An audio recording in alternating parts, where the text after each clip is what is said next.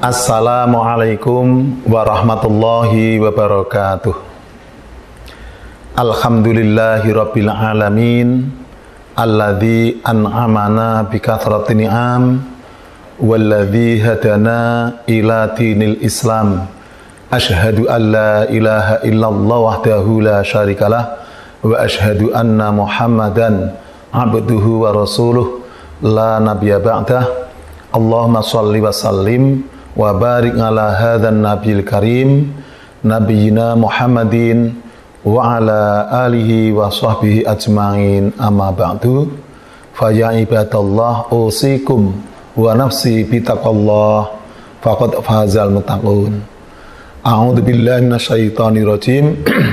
Ya ayyuhan nasu u'budu rabbakumul ladzi khalaqakum walladzina min qablikum la'allakum tattaqun. Shadaqallahu wa astaqul qailin. Kaum muslimin wal muslimat rahimakumullah, para pemirsa yang berbahagia, di kesempatan yang sangat bagus ini marilah kita senantiasa bersyukur pada Allah SWT atas limpah nikmat karunia yang tiada terhingga banyaknya. Utamanya kita senantiasa berada dalam kenikmatan iman, Islam dan ihsan.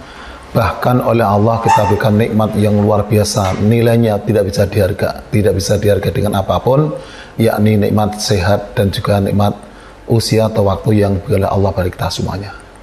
Mudah-mudahan kita semuanya menjadi orang-orang yang ahli bersyukur, dan ketahuilah kita semua bahwa orang yang bersyukur itu kebaikannya, manfaat dan fadilahnya tidak untuk orang lain, tapi juga untuk diri kita sendiri yang bersyukur.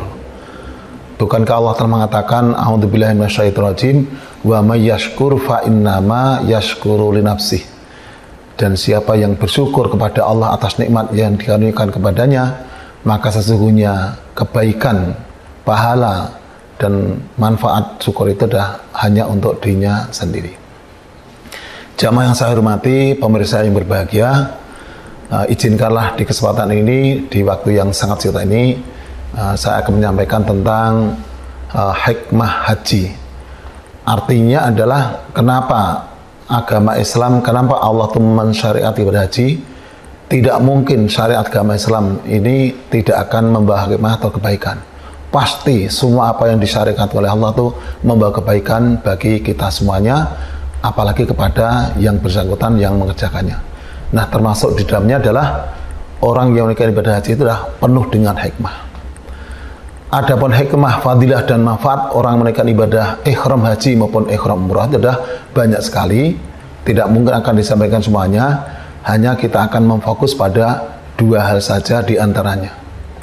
Yang pertama adalah bahwa syariat ibadah haji itu adalah kenyataan, itu adalah merupakan ukhuwah Islamiyah terbesar bagi umat Islam seluruh dunia.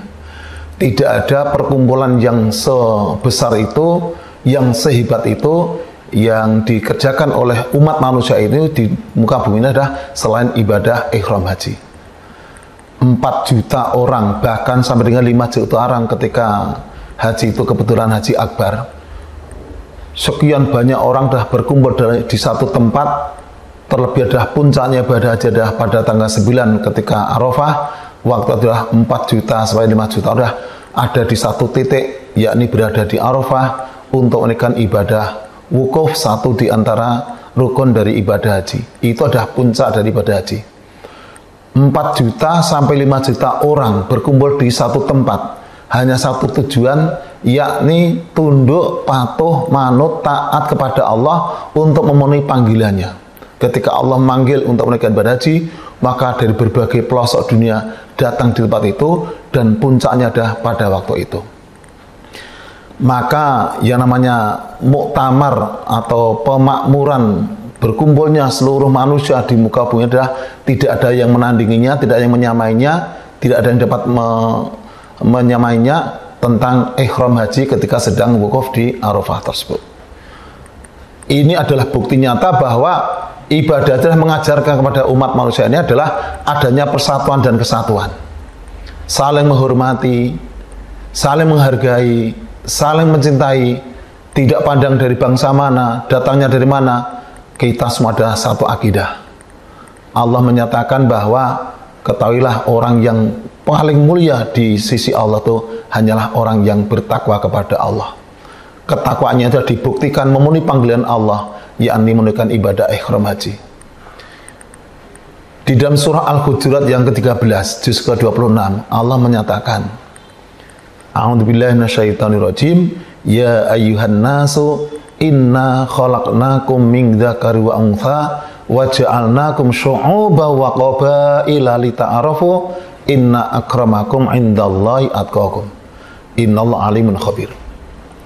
Wahai sekalian manusia, ketahuilah oleh kalian bahwa sesungguhnya kami telah menciptakan kalian suatu berasal dari laki dan perempuan, dan kami jadikan kalian berbangsa-bangsa, bersuku-suku, berkabilah-kabilah.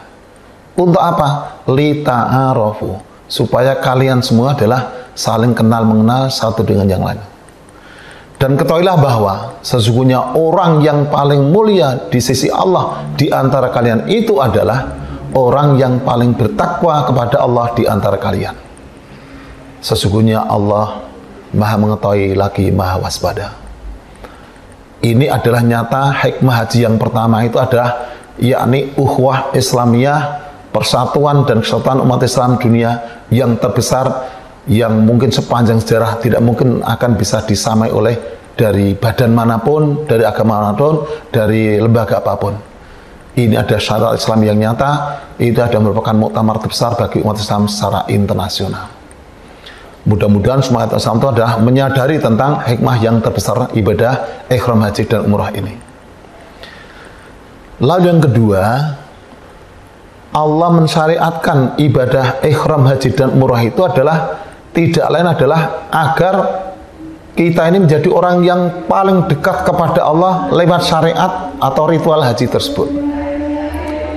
Jamaah yang saya hormati, pemirsa yang berbahagia, ketahuilah bahwa semua ibadah, bahkan semua amalan-amalan, baik ibadah mahal atau yang lainnya, kalau itu kita kembalikan di dalam ajaran Islam, maka sebenarnya semua ibadah dan amalan adalah Allah merintahkan itu agar menjadi kita ini dekat kepada Allah Subhanahu wa Ta'ala. Jadi tujuan orang beribadah itu adalah agar hamba yang beribadah itu adalah dekat kepada Allah, dan puncaknya kalau orang itu dekat kepada Allah lalu menjadi orang yang bertakwa kepada Allah. Karena hakikatnya orang yang dekat pada Allah adalah orang yang takwa pada Allah, atau dengan kata lain, tidak mungkin orang itu mencapai ketakwaan pada Allah kalau orang itu tidak dekat kepada Allah SWT. Coba kita simak satu di antara firman Allah dalam surah Al-Baqarah yang ke-21 itu.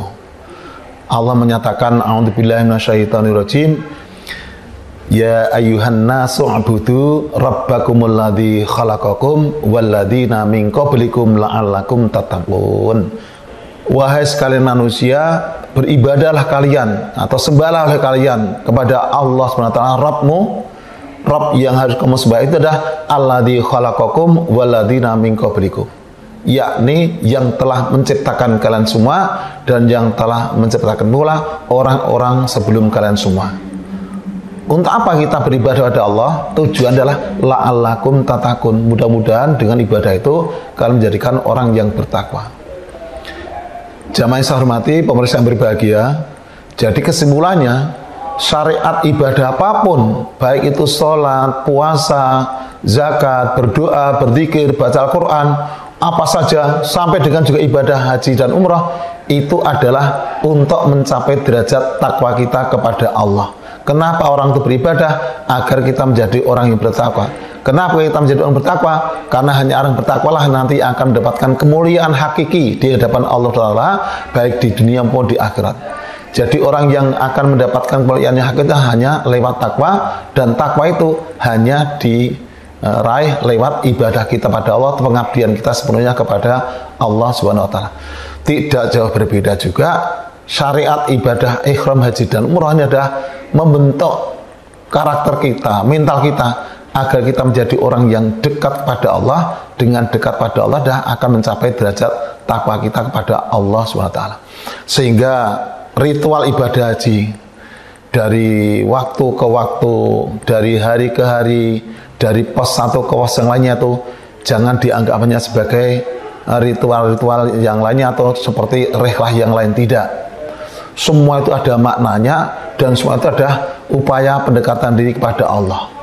Sejak dari mikot, dari tempatnya dan juga waktunya. Ketika kita memakai pakaian ihram dengan ketentuan yang sudah khusus, ketika kita sudah berada dalam keadaan ihram, ada ketentuan bahwa kita harus memenuhi berbagai ketentuan ihram, bahkan banyak larang-larangan ketika kita sedang dalam keadaan ihram. Kemudian kita harus ke Mina misalnya pada tarwiyah tanggal 8 itu.